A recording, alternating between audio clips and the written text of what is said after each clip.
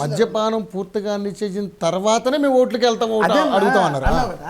First పాయింటే నువ్వు ఓడిపోయినావు, first point దగ్గరే నువ్వు ఓడిపోయినావు. నువ్వు చెప్పిన మేనిఫెస్టోలని పక్కన పెట్టావు. నేను పూర్తిగా చేస్తుంటేనే ఓటేమన్నావు కదా, ఇదేంది ఇది? పూర్తిగా నేను మద్యాన్ని ఆపేస్తానన్నావు. మద్యాన్ని ఆపకపోగా వాళ్ళకి దారుణమైనటువంటి మందు పోసి వాళ్ళ లివర్లన్నీ చెడిపోయి వాళ్ళు నాశనానికి దగ్గరై కొంతమంది తాలిబొట్లు కూడా దిగిపోయిన పరిస్థితి వచ్చింది ఈరోజు. అంటే నువ్వు పూర్తి మంచి చేస్తుంటే, ఇది కళ్ళ ముందు రోజు కనబడుతుంటే పూర్తి మంచి అని ఎవరిని మభ్య పెడతావు? కాబట్టి అది కూడా పూర్తి వ్యతిరేకతను సంతరించుకుంది. ఇలా 1 కాదు 2 కాదు 3 కాదు 4 కాదు, పూర్తి అన్ని విషయాల్లో టీచర్ మెగా డిఎస్సి విషయంలో, మెగా డిఎస్సి కావచ్చు, ముస్లిం సోదరులకు ఇచ్చేటువంటి పథకాలు కావచ్చు, క్రిస్టియన్స్కి ఇవ్వాల్సిన పథకాలు కావచ్చు, తర్వాత వచ్చేసి మన టీచర్స్కి పాపం ఆ వైన్ షాప్ దగ్గర నిలబెట్టి ఇబ్బంది పెట్టిన సందర్భాలు కావచ్చు. కొంతమంది అంటారు గవర్నమెంట్లో 1-2 సార్లు నిలబెట్టి, అసలు నిలబెట్టాల్సిన అవసరం ఉంది? నిలబెట్టే ఆలోచన నీకు యాడ్ నుంచి వస్తుంది?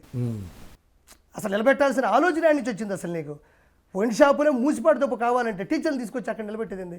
సో ఇక్కడ అలా టీచర్స్ వేరు, ఈ డిఎస్సి చెప్పినట్టు ఆ పిల్లకాయలు లేరు, ఇలా అమర్నాథ్ గౌడ్ లాంటి పిల్లకాయలు చంపేసిన అక్కలు ఓటేరు, అలా బిడ్డలు గోపట్టుకున్న తల్లిదండ్రులు ఓటేరు, ఈ విధంగా పూర్తిగా గుళ్ళు గోపురం నాశనం చేసిన భక్తులు ఓటేయలేదు కూడా. సో ఇవన్నీ చూసిన జనాలు ఎలా ఓటేసి అతను గెలిపిస్తా అనుకుంటారు. ఆయన వచ్చేసి ప్రెస్ మీట్ ఎలా పెడతాడు, నేను గెలుస్తాను, నేను గెలిచేసానని. నువ్వు ఇప్పుడు చెప్పొచ్చేమో, ఆల్రెడీ అయిపోయింది. ఎలక్షన్స్ అనేటివి అయిపోయినాయి. ఎలక్షన్ ఈవీఎం మిషన్లు మాట్లాడుకుంటున్నాయంట. పూర్తిగా పసుపే ఉంది నా నిండా. ఒకరేమో నా దాంట్లో కవనం ఉంది, నా లోపల అన్ని గాజు గ్లాసులు నీళ్ళు టీ తాగుతున్నాయి అని అవే సాక్ష్యాధారాలు అవే మాట్లాడుకుంటున్నాయి. ఇన్ని ఓట్లేంటి, ఈ ఈవీఎం మిషన్లు అంటున్నాయంట. ఇన్నిసార్లు మమ్మల్ని ఎవరు నొక్కలేదే, ఇంత పోలింగ్ శాతం మా మీద ఇంత ప్రభావం ఏంది, మేమేదో ఊరికే వచ్చినాం ఆంధ్రాకి, ఈ నొక్కుడు ఏందయ్యా, మమ్మల్ని నొక్కతానే ఉండారు. గాజు గ్లాసులు, కమలం గుర్తులు, టీడీపీ కార్యకర్తలు సైకిల్ గుర్తులు ట్రంక్ ట్రంక్ అని ఒకటంటే మంచి సమధురమైనటువంటి వాసన ఒకటి, మంచి స్ట్రాంగ్ టీ కాఫీ ఒకటి, గాజు.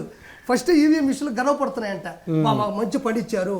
ఆంధ్రాలో 85% 88% పోలింగ్ అయింది. ఫస్ట్ వాళ్ళు టైడ్ అయిపోయినవి. ఇంతమంది వస్తారా టైడ్ అయినంటే మాత్రం ఓడిపోయారు కంపల్సరీ. No doubt. కానీ ఒక అంటే మీరు ఆర్టిస్టులు మంచి ఫేమస్ ఉన్న యాక్టర్స్ మీరంతా, పోసాని కృష్ణమురళి గారు మాటలు మనం తీసుకుంటే ఆయన ఇంతకుముందు ప్రజారాజ్యం పార్టీలో కూడా వర్క్ చేశారు. అది ఎందుకు అంత టర్న్ తీసుకుని అంత దారుణంగా మాట్లాడడం? డబ్బులు. ఇప్పుడు జగన్మోహన్ రెడ్డి డబ్బులు పంపిస్తాడు, ఒక 4-5 ఇల్లు కొని ఇచ్చేస్తాడు, ఒక 4 గన్మ్యాన్లు. నేను అదే అన్న, పోరంపోక పోసానికి చిరంజీవి గారు అంటే లెజెండరీ పర్సన్ తిట్టే వ్యక్తికి, ఎవరిని పడితే వాళ్ళని నోరేసుకుని మాట్లాడే పోరంపోక పోసానికి అతను గౌరవంగా ఉంటే నేను గౌరవంగా మాట్లాడేవాడిని. అలాంటి వ్యక్తికి ఇంత పదవి, ఎఫ్డీసీ ఏదో పదవి ఇచ్చారు, ఫిల్మ్ డెవలప్మెంట్ కార్పొరేషన్ చైర్మన్ అని. ఎందుకు అసలు ఒక పదం ఉందన్న సంగతే ప్రపంచానికి తెలియదు. ఆ పదం ఉందన్నప్పుడు ఆయనైనా హుందాగా వ్యవహరించి ఫిల్మ్స్కి అంటే మన సినిమా వాళ్ళకి ఏం చేయాలి అనేది కూడా ఒకటి ఉండాలి. డిస్ట్రిబ్యూటింగ్ కావచ్చు, లేకపోతే సినిమా మేకింగ్లు కావచ్చు, ధరలు కావచ్చు, ఇంకోటి కావచ్చు. నువ్వు పోయి జగన్మోహన్ రెడ్డి దగ్గరికి వెళ్ళి భజన చేసి బ్రోకర్ పని చేసేది ఏంది? చిరంజీవి గారు లాంటి వ్యక్తిని తీసుకెళ్ళి దండం పెడుతున్నప్పుడు వీడియో తీసి పెట్టిన జగన్మోహన్ రెడ్డిని నువ్వు ఎప్పుడైతే వ్యతిరేకించలేదో నీకు నేను ఎందుకు విలువ ఇవ్వాలి? నాగార్జున గారు ఒక పక్క కూర్చో ఉంటారు, మహేష్ బాబు గారు ఒక పక్కన కూర్చో ఉంటారు, ప్రభాస్ గారు కూర్చో ఉంటారు. వీళ్ళు సినిమాలు ఇస్తేనే బతికిన నా కొడుకాడు. ఇలాంటి సినిమాలు చిన్న క్యాటర్లు వేసుకుని బతికేటాడు. ఇంత విలువలు లేకుండా జగన్మోహన్ రెడ్డి ఇచ్చే డబ్బులు, ఇసుక దందాల డబ్బులు, ఇలాంటి బ్రోకర్ నా కొడుకులు ఆ డబ్బులు తీసుకొని ఇండస్ట్రీలో ఉన్న పెద్ద మనుషుల్ని, పెద్ద తరహా వాడిని కష్టపడి ఈ రేంజ్కి వచ్చి మెగాస్టార్ అనిపించుకొని, సుప్రీం హీరో అనిపించుకొని, లెజెండ్ అనే ఒక బిరుదు కూడా ఆయనకు వచ్చింది, పద్మభూషణ్. ఇలాంటి స్థాయి ఉండే మనుషులకి బయట రాష్ట్రాలు, బయట దేశాలు ఎంత గౌరవిస్తుంటే మనం మైకు పట్టుకొని ఎవడో ఇచ్చే చిల్లరకి ఎగబాకి మన హీరోని మనం ఇంత చులకం చేసుకొని మాట్లాడుకుంటే రేపు సౌత్ ఇండియా కావచ్చు, లేకపోతే ఇండియా కావచ్చు, లేకపోతే ఇంకొక ఫంక్షన్స్కి వెళ్ళినప్పుడు హీరోలకి ఏం విలువ ఉంటుంది? ఇలా హీరోల్ని అక్కడే ఉండే ఒక మొండమోప నా కొడుకు ఇలా తిడుతుంటాడు, రోజు తిడతా ఉంటాడు అని అనిపించుకుంటే మన హీరోలు ఇంత కష్టపడి అందరికి ఇన్స్పిరేషన్ అయిన హీరోలు బయటికి వెళ్తే ఏం విలువ ఉంటుంది? ఆ విలువ ఇవ్వలేని ఇలాంటి నా కొడుకు ఇండస్ట్రీకి కాదు ఇంటికి కూడా అవసరమా? లేకపోతే టీడీపీ గవర్నమెంట్ రాగానే ఫస్ట్ పథకం వీడి మీద కూడా ఉంటుంది. ఈడు ఎఫ్డీసీ చైర్మన్ అంటాడు, ఏం బొచ్చుపీకాడు ఈడు, తెలుగు ఇండస్ట్రీకి ఏం పీకాడు? డబ్బులు తీసుకుంటే అంత అహంకారం వచ్చేస్తుందా? మరి దారుణం లేండి. గన్మ్యాన్లు ఇవ్వాలి, గన్మ్యాన్లు అనేటివి ప్రతి పదవికి ఉంటుంది, ఎమ్మెల్సీకి ఉంటుంది, ఎమ్మెల్యేలకు మినిస్టర్లకు ఉంటాయి, ఎంపీలకు ఉంటాయి, పీఎంకి ఉంటాయి, కొంతమంది థ్రెట్ ఉంటే వాళ్ళకు ఉంటుంది, కొంతమందికి కక్ష సాధింపులు చర్యలు జరుగుతుంటే వాళ్ళకి ప్రాణభయం ఉంటే ఇస్తారు. గన్మ్యాన్ అనేది హోదా కన్నా కూడా రక్షించే విభాగం అది అంతే. మనోడు ఏమి ప్రాణహాని ఉంది, వీడేం బొచ్చు పీకాడు, వీడు ఇండస్ట్రీకి చేసిన బొచ్చు పనేముంది, ఆ బ్రోకర్ నా కొడుకులకి గన్మ్యాన్లు ఇస్తే గన్మ్యాన్లకు విలువే ఉంటుంది, గవర్నమెంట్కి ఏం విలువ ఉంటుంది? నేను అందుకు రియాక్ట్ అవ్వాల్సి వచ్చింది అంతే. ఇంకా తిట్టుకుంటా పోతా ఉంటే ఏం దానికి ఏం ఒక ఫుల్ స్టాప్ ఉండక్కర్లేదా?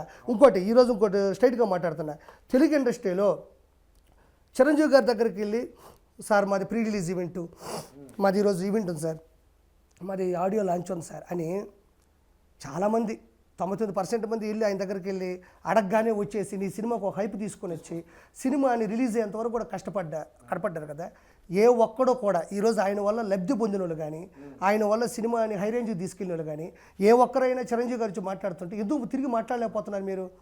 అంటే ఆయన మాటలు ఆయన పడాలి, ఆయన ఇంట్లో ఆడవాళ్ళు ఆయన తిట్టించుకోవాలి, మీరు మాత్రం శుభ్రంగా స్నానం చేసి బొచ్చులో బొకే ఒకటి పట్టుకొని ఆయన దగ్గరికి వెళ్ళి సార్ నాది ప్రీ రిలీజ్ ఈవెంట్ అంటే ఆ మహానుభావుడు పాపం ఆ నవ్వి పానీలే మన పిల్లకాయలే కదా, సినిమాలు చాలా కష్టాలు ఉంటాయి, మన వల్ల ఏమైనా ఉపయోగం వచ్చు. ఈరోజు ఎవరు నిలబడ్డారు అక్కడ? చిరంజీవి గారు ఎందుకు వెళ్ళాలి అసలు? ఎంత మంచి మనసున్నా ఇలాంటి గాడిదల కోసం వెళ్ళాలి. అవును, ఈ పోసాన్ని మాట్లాడితే ఎవరు కూడా రియాక్ట్ అయ్యారా? ఒక పోస్ట్ పెట్టారా, ఒక ట్విట్టర్లో పెట్టారా, లేకపోతే ఫేస్బుక్లో ఏమన్నా ఒక పోస్ట్ పెట్టారా, లేకపోతే ఎక్కడైనా ఒక లైవ్కి వచ్చి మాట్లాడినారా, ఎక్కడైనా వాపోయారా? అంటే చిరంజీవి గారు ఆడవాళ్ళని, చిరంజీవి గారు కుటుంబాన్ని, చిరంజీవి గారి బ్రదర్ని చిరంజీవి గారు తీర్చుకోవాలి. మీరు మాత్రం చాలా తెలివితేటలతో చాలా సింపుల్గా వెళ్ళి అక్కడికి వెళ్ళి పొలిచి ఏమయ్యా అంత దిగజారిపోయి ఇప్పుడు చిరంజీవి గారు వాళ్ళ కుటుంబాన్ని అంత తిట్టుకుంటున్నా కూడా మీరు వెళ్ళిపోయి చిరంజీవి గారిని అంత వాడుకొని చిరంజీవి గారితో అంత హైప్ తెచ్చుకొని సినిమాలు రిలీజ్ చేసి ఒక హీరో అనిపించుకోవడం కన్నా చచ్చిపోతే బెటర్ కదా. అంత దిగజారుడు సినిమాలు చేయాల్సిన అవసరం ఉందా? పోయి అడుక్కు తింటే ఇంతకన్నా గొప్ప హీరోయిజం ఉండదా?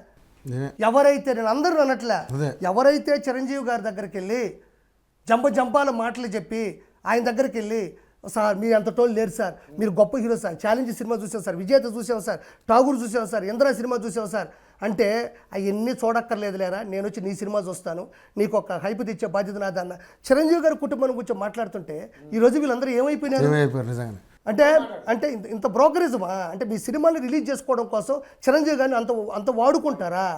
ఈరోజు ఆయన కుటుంబాన్ని వాళ్ళ తమ్ముని పట్టుకొని 3 పెళ్ళిళ్ళు అంటున్నారు, కూతురు పట్టుకొని 100 అపనిందలు వేస్తున్నారు, చిరంజీవి గారిని కూర్చొని అమ్మలెక్కలు తిడతామంటే మీ నోరులు ఏమైపోయినాయి? ఈరోజు ఎక్కడి నుంచి మీకు సినిమాలు? చిరంజీవి గారు మళ్ళీ దేవుడు, చిరంజీవి గారి ఇన్స్పిరేషన్, చిరంజీవి గారి ఇండస్ట్రీ లేదు, కానీ చిరంజీవి గారి కుటుంబం తిడుతుంటే వీళ్ళు ఎవరు ఉండరు. అంటే మిమ్మల్ని తిడతారనే మిమ్మల్ని తిడితే ఏమైంది? ఇప్పుడు మిమ్మల్ని తిట్టారు ఏమైంది? రేపు మీ కుటుంబాన్ని తిడుతుంది. ఇప్పుడు ఆయన సినిమా ఆర్టిస్టుల కోసం వాళ్ళ కోసం 30 కోట్లు పెట్టి మళ్ళీ ఈ హాస్పిటల్ కూడా కట్టించట్లేదా? ఎందుకు కట్టించాలి? ఆయనకి ఏమో అవసరం? ప్రతి ఒక్కడు పోయేది సెల్ఫీ పెట్టేది, చిరంజీవి గారి దగ్గరికి వెళ్ళిపోయేది, మా ప్రీ రిలీజ్ ఈవెంట్కి రావాలనేది, ఆ బజులు ఆడుకునేది, అక్కడ పోయి భజన చేసేది. నువ్వు నిజమే చెప్పొచ్చు, నువ్వు ఈరోజు ఈ పని చేయడం వల్ల భజన అనిపిస్తుంది. ఇండస్ట్రీలో ప్రతి ఒక్కరికి ఆర్టిస్ట్ అవ్వాలని ఉంటుంది, హీరో అవ్వాలని ఉంటుంది, తప్పు లేదు. కానీ నువ్వు వెళ్ళి చిరంజీవి గారి దగ్గరికి వెళ్ళి ఆయన విలువైన సమయాన్ని తీసుకొని నీ ఈవెంట్ మొత్తాన్ని చిరంజీవి గారిని కూర్చోబెట్టి 2-3 గంటలు ఆయనకు ఎంతో అవసరమైనటువంటి సమయాన్ని నీకు కేటాయించినప్పుడు ఆయన కుటుంబాన్ని పట్టుకుని అన్నేసి మాట్లాడుతున్నారు, చచ్చిపోయినారా? ఏమంత దిగజారుడుతాను? అలాంటప్పుడు మనకు నచ్చిన ఒక హీరో, ఒక లెజెండ్, అంత చరిత్ర సృష్టించినటువంటి చిరంజీవి గారు అంత ఇన్స్పిరేషన్ ఉన్న చిరంజీవి గారు కుటుంబాన్ని తిడుతున్నా కూడా వదిలేసి మన అవసరం మనం తీర్చుకుంటే, నేనైతే అంత దిగజారిపోయి చిరంజీవి గారిని తిడుతుంటే నేను ఊరుకోను. నేను చిరంజీవి గారి సినిమాలు చేయలేదు, వాళ్ళ కుటుంబ సినిమాలు కూడా నేను చేయలేను, నాకు చేయాలని కూడా నాకు ఎప్పుడు అనిపించలే.